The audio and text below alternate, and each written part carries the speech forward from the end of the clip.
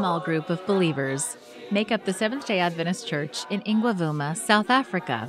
This group was formed several years ago when two global mission pioneers came and started sharing the gospel with the local community.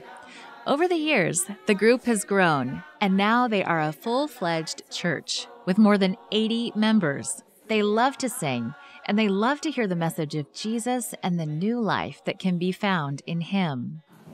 Uma sithi siyakungena emzini, indlala isemzini, siyakufela khona.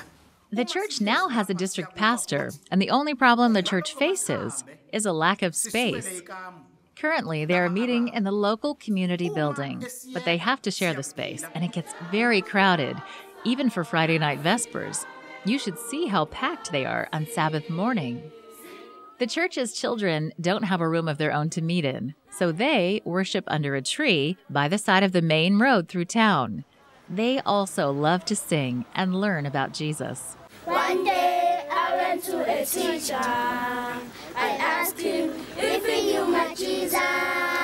He told me. Your 13 Sabbath offerings will help to provide a new church for the members in Ingwavuma.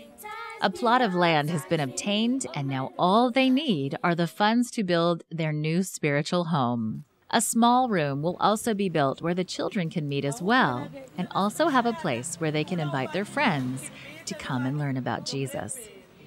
Your faithful support of both Global Mission and the Mission Offering has made this project possible. Global Mission provided the workers who planted the seeds in Ingwavuma that have now grown into a full church. Now your mission offerings will continue the work that was started by Global Mission.